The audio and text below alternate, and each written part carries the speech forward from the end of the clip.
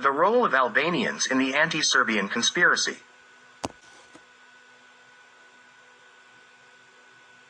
While the Ottoman Empire was in power and posed a threat to Catholic Europe, it had a favorable attitude towards the Serbs.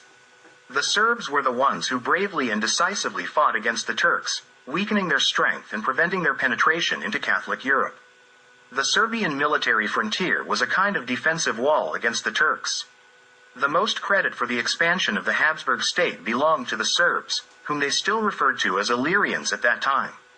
As the Turkish threat began to weaken in the 17th century, the fear of the Slavs, especially the Serbs, this brave and orthodox people, grew steadily.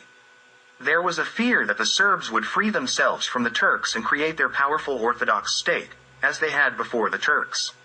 The Croats, as a Catholic nation, were in a particularly unfavorable position because after the establishment of the Serbian military frontier, Croatia was reduced to Zagreb and its surroundings. Then, a persistent Catholic propaganda about the Triune Kingdom of Croatia, Dalmatia, and Slavonia began. These latter two lands were never part of Croatia. Catholic Europe from then on actively supported Croatian propaganda, and this is when the falsification of history began. The first and most audacious falsification was the presentation of a Croatian propaganda work, created in the 17th century, as the work of the Byzantine Emperor Constantine Porphyrogenitus. In the 18th century, Catholic Europe began to support the Ottoman Empire against the Serbs, occasionally waging wars to conquer territory. The 19th century came, and the First Serbian Uprising revived the Serbian state, which threatened to eliminate the Ottoman presence in Europe. It was then that Catholic Europe made a sharp turn towards the Serbs, forming a broad anti-Serbian conspiracy under the leadership of the Catholic Church. A propaganda war began, in which the Croats played a special role, with the intention of taking over everything Serbian and placing it under the banner of Catholicism. Through the so-called Illyrian movement, the Croats adopted the Serbian language and positioned themselves as parasites on the Serbian national body, with insatiable appetites for Serbian territories. The Croats operated within the framework of Austria-Hungary, which was to forcibly open the gates of Serbia for them. Austria-Hungary was particularly suited for this role as the, par excellence, Catholic Empire, whose main role and purpose of existence was to crush the Serbs and Orthodoxy in the Balkans and beyond. With the defeat at Sadova in 1866, Austria was expelled from Germany, and all of its activities were redirected towards the Balkans, with a focus on Constantinople. On this path of eastward expansion, Serbia stood, which had to be not only subjugated but also destroyed because there was no place for an Orthodox country in the Catholic Empire. The only Catholic population in the Ottoman Empire was a small number of Albanians, although there were many more Catholics before the arrival of the Turks, most of whom had converted to Islam. Now, the attention of Catholic Europe suddenly turned to the Albanians.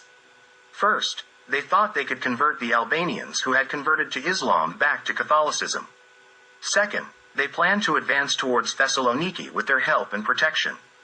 Third, the Albanians inflicted the most harm on the Serbs, seizing Serbian land and destroying everything Serbian. They spread throughout Old Serbia and aimed at the very heart of Serbia. Therefore, from the mid-19th century, Austrian and German envoys, visitors, and diplomatic representatives were active in the Arnavutluq, as it was called in Turkey, making plans and preparing new propaganda. It was known that the Albanians came from the Caucasus, which was a significant disadvantage for them in acquiring Serbian territory. In order to prepare them for their intended role, they tried to hide who they were and where they came from in Serbia, so that they could provide them with a historical background on Serbian lands. They simply declared them to be descendants of the ancient Illyrians. It didn't matter to them that in Vienna, even back then, Serbs were called Illyrians and that there was an Illyrian office at the court. The first to excel in these lies was I.G. Hahn in 1860. Then a longer list of names appeared that were Illyrianizing the Albanians. On this extended list, which extends to our present day, Croats hold a prominent place: Šuflaj, Beric, and Skoko. There are also quite a few Serbs, whether those who converted to Catholicism like Pavla Ivic, or communists and Comintern members, of which there are still quite a few today at the Serbian Academy of Sciences and Arts, SANU, and at the University of Belgrade. Such Serbs play a significant role in the anti-Serbian conspiracy alongside Albanians and Croats. The official engagement of Austria-Hungary on the side of the Albanians began in 1877, during the Russo-Turkish War. At that time, the Austrian consul in Shkodër, F. Lipik, was instructed by the Ministry of Foreign Affairs to submit a memorandum on the Albanians. The Albanians became a major topic in the Orientpolitik of the dual monarchy. Lipik considered the possibility of creating a stronger Serbian state, partially or fully sovereign, and proposed measures against that possibility. He believed that the Turkish Arnavutluq, Albanian-inhabited regions, could serve as a barrier to Serbian expansion.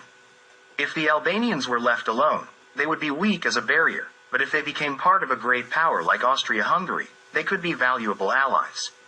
He stated, "They are not only a strong people but also, from end to end, have an anti-Slavic disposition, and they also spread over an area that, on the one hand, reaches the border of the Principality of Serbia and, on the other hand, extends to the Bulgarian Morava." Lipik further argued that the Albanians could significantly diminish Serbian and Bulgarian aspirations for expansion, and in the hands of the monarchy, they could prevent Russian Slavic protégés from waging wars on the Western Balkans. Austria-Hungary could rely on the Albanians and their territory because they were Catholics, and Muslims looked favorably upon the monarchy's actions to prevent Russian influence and maintain the Sultan's authority in European provinces. Consul Lipik proposed the occupation of the entire Arnavutluq by Austria-Hungary and the conversion of Muslims to Catholicism to create a monolithic bloc against Serbian orthodoxy. It is by no means a coincidence that, following Lipik's memorandum, the Albanian Committee for the Promotion of Nationalism was formed in Constantinople in 1877 with the assistance of the Austrian embassy.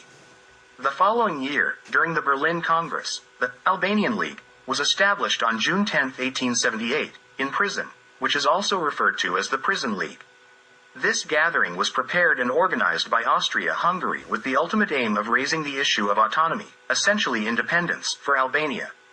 To conceal the true intention from the Ottomans, questions about the Turkish borders were introduced.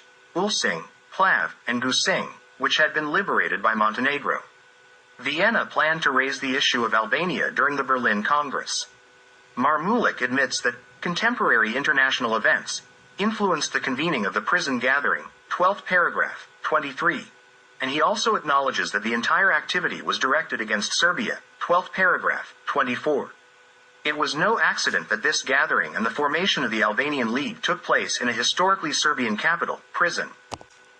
Austria's policy of incitement against Serbia, a policy that also suited Turkey at the time, made the Prison League, both in spirit and in practice, an anti-Serbian league. What was discussed at that gathering was reported by Ilija Stavrik, the then rector of the Prison Theological Seminary, to his compatriot in Belgrade, Sima Andrejević Egumenov Prisrenik. The Albanians at that time declared that all of them in Arnavutluq would go to Serbia and Montenegro to drive them not only back to their old borders but also to burn and plunder them with fire, and when they return from there, they will put the local Gjars, a term referring to non-Muslims, to the sword. It is generally believed that the attack on Serbia and Montenegro will come within 15 days. They first plan to attack with a force of 20,000 men and invade at various points along the border so that when the Serbian army attacks them, they can accuse Serbia of being the aggressor against Arnavutluq. Because from the Havas news agency, they learn that European forces will come here to establish a new administration. This was Austria's plan, my comment. They plan to strike in 11 places. Publicly, they say that their army will grow to 400,000 soldiers. But secretly, they urge a surprise attack, gathering in secrecy at designated locations. So if they manage to push the Serbs back from the first charge and capture whatever weapons and cannons they can, nothing will stop them all the way to Belgrade, even if they all perish. But if, in 15 days, they cannot advance, they will retreat back to their homes, and when a Serb comes, they will meet him with Hoz Gelden Kumbar. I apologize to readers, I don't know what that means. And indeed, it seems to me that if luck doesn't favor them, rushing to push the Serbs back from the start, the whole thing will last at least 7 years, and it will be difficult to stop that onslaught. Last Thursday, they held gatherings in all the mosques here, and they reconciled and forgave each other as if they were about to die. They courageously face the fact that the Serbs stand in battle in front of the Arnavs, lined up like walls, so the Arnavs, each with his peculiar dagger, slaughter them easily like strawberries. 50th paragraph, 66-67. These were the ideas upon which the Prison League was founded. The formation of the Albanian nation began with the Prison League. In the beginning, The Turks did not know who was organizing this and what the true goal of the gathering was, so they provided support to it. When it became clear that all of this was not in Turkey's interest and that it was about a demand for the creation of an independent Albania, why did the Albanians rise in armed rebellion? Turkey then sent an army under the command of Dervish Pasha. He defeated the rebels in Kakanik and Shtimlia, and in 1881, entered prison and arrested the leaders of the rebellion. Austria-Hungary presented this rebellion, which it had instigated, to the great powers as a matter of peace regarding Plav and Gusing, and Montenegro was forced to leave Plav for Gusing in 1879. Throughout this story, the Albanians were essentially cannon fodder for Austria-Hungary's benefit. At the instigation of the dual monarchy, the Albanians occupied Ulcinj, but in 1880, they were nevertheless expelled from it. Austria-Hungary intended to use one of the Albanian uprisings, which it had incited, to enter and occupy Turkish Arnavutluq. This was only prevented thanks to Italy's intervention because Italy believed that its interests required it to get involved in events on the neighboring Adriatic coast. Italy saw Austria-Hungary as a dangerous competitor in the Adriatic, which it considered Mare Nostrum. Italy wanted to control the Strait of Otranto and looked towards Epirus, where it also sought to gain Catholic Albanians. The proponent of this policy was the very influential Francesco Crispi, who stated in the Italian parliament in 1880, by the Berlin Agreement, Austria received Bosnia and Herzegovina and an inviolable eastern border, and it should be satisfied with that. Italy should be the protector and friend of small states in the Balkans. A race emerged between these two countries for influence among the Albanians, where each of them sought to win them over for themselves. In order to ease the tension, the Triple Alliance was formed, an alliance between Italy, Germany, and Austria-Hungary on May 20, 1882. Only mutual mistrust and rivalry prevented any of these three powers from occupying Turkish Arnavutluq. However, all three of them worked against Serbia and Serbian interests. Austria-Hungary sought to push through its plan for the creation of an independent Albania known as the Goshen-Fitzmaurice Plan from 1880. This Albania was supposed to be created from the Turkish vilayets of Scutari, Yanina, and parts of the vilayets of Bitola and Kosovo. This proposal did not receive the support of the major powers at the time. During the Greco-Turkish War for Cyprus in 1896, Albanians from Old Serbia, who constituted about 50% of the population at that time, participated in the war on the side of the Turks and returned home with the weapons they had in that war. They used these weapons against unarmed and unprotected Serbs in Old Serbia. The most notable crime was the massacre of Serbs in Kolašin in 1901. Behind all of this was Austria-Hungary, which desired the destruction of Serbs in Old Serbia and the creation of a compact Albanian mass to prevent the expansion of Serbia. Throughout the period of terror, Austrians and Germans covered up and downplayed Albanian crimes before the world. At a meeting in Monza in November 1897 between Italy and Austria-Hungary, Rudini Golahovsky, it was agreed that if Turkey were to lose Macedonia, they would proceed with the creation of an autonomous or independent Albania. It was supposed to be led by a German prince and be under the protectorate of Austria-Hungary. A message from the Austro-Hungarian Chief of Staff to Emperor Joseph, it was specifically emphasized. In the event that Turkey is defeated, we must take the Kosovo Vilay in order to permanently separate Serbia and Montenegro and secure access to Albania, which must necessarily belong to our sphere of influence. New, more significant disturbances and crimes against Serbs in Old Serbia by Albanians erupted in 1903. This time, even Sultan Abdul Hamid supported Albanian crimes. It was only after Russia's intervention that he sent troops to prevent further crimes. On January 27, 1907, Vienna's Minister Irendel announced plans for the construction of a railway line from Sarajevo to Uvac, Mitrovica, and Thessaloniki. Italy responded that it would not be constructing a railway along the old Via Ignatia. These plans were not realized due to the Young Turk Revolution in 1908. As a sort of revenge, the annexation of Bosnia and Herzegovina took place on October 7, 1908. Austria-Hungary was preparing for an advance to the east towards Thessaloniki and incited Albanian uprisings in Kosovo in 1909 and 1910, which were directed against the Serbs. This was repeated in June 1912. In August of the same year, Austria-Hungary's Minister of Foreign Affairs, Leopold Berchtold, presented a proposal before Europe to decentralize Turkey, which entailed creating an autonomous Greater Albania within Turkey. It was supposed to include the Kosovo, Bitola, Yanina, and Scutari vilayets. Turkey initially accepted the Austrian plan later that same month. Thousands of armed Albanians rampaged through towns without being hindered by the Turkish army. The threatened cities were Pec, Pristina, Prison, and Skopje, where many Serbs suffered. Turkey carried out a general mobilization on September 23, and the Balkan allies did the same on September 30. Montenegro declared war on Turkey as early as September 26, while Turkey declared war on Serbia and Bulgaria on October 17, 1912. In mid-October 1912, the Austro-Hungarian agent Ekrem Vlora arrived in Vienna from Valona.